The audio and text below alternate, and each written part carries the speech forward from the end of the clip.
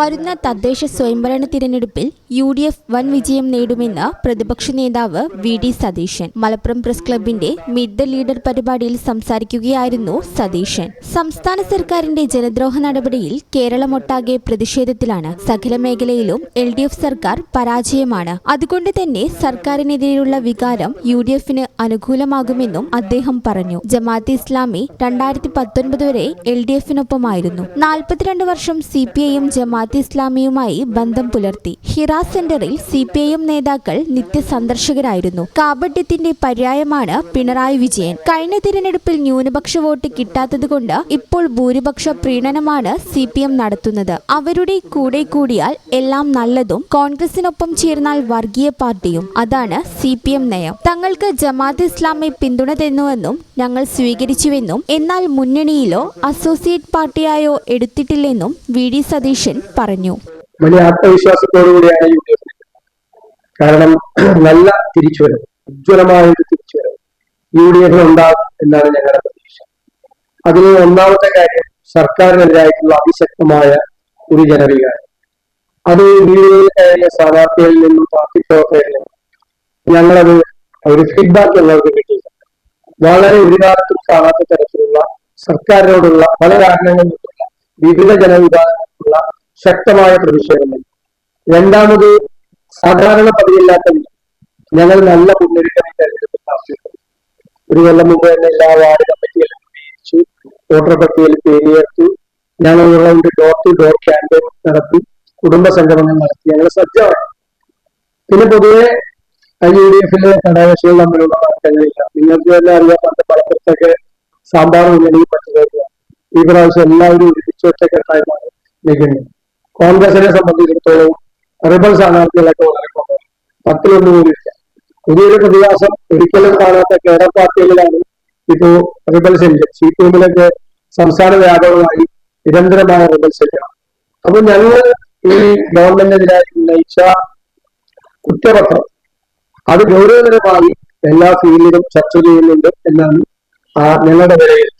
ശബരിമല ക്ഷേത്രത്തിലെ ശ്രീകോവിലിന്റെ കട്ടളയും ദ്വാരപാലക ശില്പവും മോഷ്ടിച്ച നേതാക്കൾക്കെതിരെ സംഘടനാ നടപടിയെടുക്കാൻ CPM ഭയക്കുന്നു. കേസ് അന്വേഷിക്കുന്ന SIT ഇപ്പോൾ പ്രവർത്തനക്ഷമമല്ല. കടകംപള്ളിയെ ചോദ്യം ചെയ്യേണ്ട സമയം കഴിഞ്ഞു. നടപടിയെടുത്താൽ കൂടുതൽ പേരുകൾ പറയുമോ എന്ന പേടിയാണ് CPMന്. SITയുടെ മുകളിൽ അതിശക്തമായ സമ്മർദ്ദമുണ്ടായി. മുഖ്യമന്ത്രിയുടെ ഓഫീസിൽ നിന്ന് വലിയ സമ്മർദ്ദം SITക്ക് മുകളിൽ ഉണ്ട്. കോടതി ഇടപെട്ടില്ലെങ്കിൽ അയ്യപ്പന്റെ തങ്കവിഗ്രഹം വരെ അടിച്ചുകൊണ്ടുപോയി. കടകംപള്ളി തനിക്ക് 2 കോടിയുടെ മാനനഷ്ട കേസ് ആദ്യം അയച്ചുവെന്നും തെളിവുണ്ടെന്ന് പറഞ്ഞപ്പോൾ മാനനഷ്ട കേസ് 10 ലക്ഷമായി കുറച്ചുവെന്നും സതീശൻ പറഞ്ഞു. തന്റെ കൈവശം കടകംപള്ളി ഉണ്ണികൃഷ്ണൻ പോറ്റിയെ പറ്റി പറഞ്ഞത് തന്റെ കയ്യിലുണ്ടെന്നും കേസുകൾ മുന്നോട്ടു പോകുമെന്നും സതീശൻ വ്യക്തമാക്കി.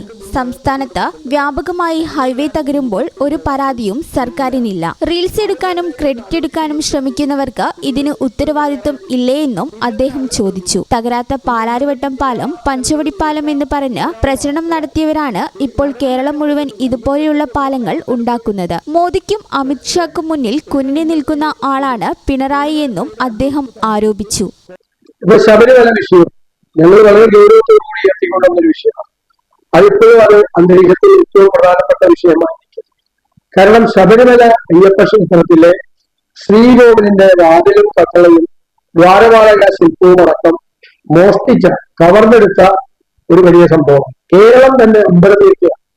മുഖ്യമന്ത്രിയുടെ ഏറ്റവും വിശ്വസ്തരായ 2 മുൻ ദേവസ്വം ബോർഡ് പ്രസിഡന്റുമാർ, സമുന്നതരായ 2 CPM നേതാക്കൾ ജയിലിലാണ്. അവർക്കെതിരായി ഒരു നടപടി സ്വീകരിക്കാൻ പോലും ഇതുവരെ CPM തയ്യാറായിട്ടില്ല. CPMന് അവരെ പേടിയാണ്. പിന്നെ MLAയും ജില്ലാ തലത്തിലും ഉയർന്ന നേതാവുമാണ് ഒരാൾ. നടപടിയെടുക്കാൻ പറ്റുന്നില്ല. അയ്യപ്പന്റെ സ്വന്തം പ്രവർത്തനത്തിൽ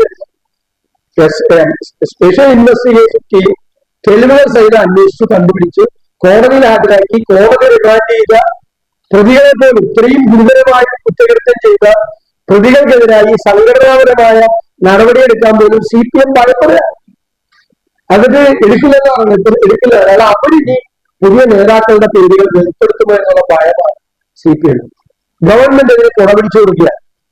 ഇപ്പൊ തന്നെ SITയുടെ മേലെ അതിശക്തമായ സമ്മർദ്ദമുണ്ട്. തെരഞ്ഞെടുപ്പ് നടക്കുന്നുണ്ട്. SIT കഴിഞ്ഞ കുറച്ച് ദിവസമായിട്ട് ഒരു ഫംഗ്ഷനിങ് അല്ല.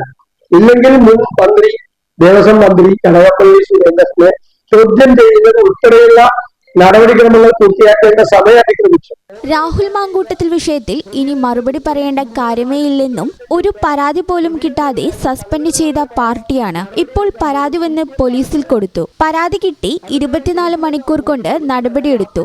രാഹുൽ ഇപ്പോൾ പാർട്ടിയിലില്ലെന്നും അദ്ദേഹം പറഞ്ഞു. PV അൻവറിനെ മുന്നണിയിലെടുക്കുന്നത് UDF ആലോചിച്ച് തീരുമാനിക്കുമെന്നും തങ്ങളുടെ ചെറുപ്പക്കാരെ M സ്വരാജ് മര്യാദ പഠിപ്പിക്കേണ്ടെന്നും VD സതീശൻ പറഞ്ഞു.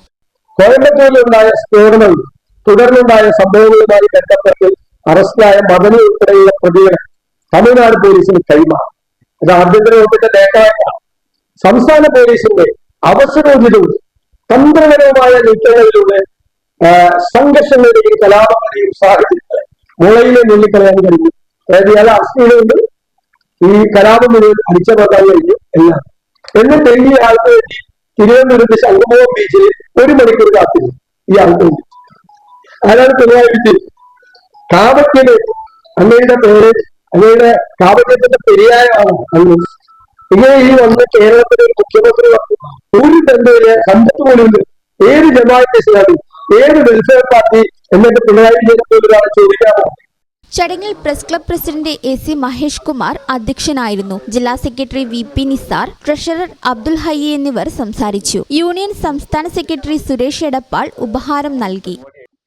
ഈ ചാനൽ ന്യൂസ്, മലപ്പുറം. വീട്ടിലേക്കൊരു പുതിയ ഫ്രിഡ്ജ് വേണം, പക്ഷേ ഒറ്റയടിക്ക് ഇത്രയും പണം? വിഷമിക്കേണ്ട, പേയ്മെന്റിൽ ഇപ്പോൾ സ്മാൾ ഇൻവെസ്റ്റ്മെന്റ് സ്കീം ഉണ്ട്. എത്ര വലിയ പർച്ചേസും ഈസിയായി നടത്താം. നിങ്ങളുടെ സേവിങ്സ് വലിയൊരു തുകയാകുമ്പോൾ നിങ്ങൾക്ക് ഇഷ്ടപ്പെട്ട ഏത് പ്രൊഡക്റ്റും പേയ്മെന്റിൽ നിന്ന് സ്വന്തമാക്കാം. ചെറിയ നിക്ഷേപം, വലിയ സന്തോഷത്തോടെ വീട്ടിലേക്ക്. കൂടുതൽ വിവരങ്ങൾക്ക് പേയ്മെന്റുമായി കോൺടാക്ട് ചെയ്യൂ. Payment, making it easy. Valanjeri. Phone 9526 001 003.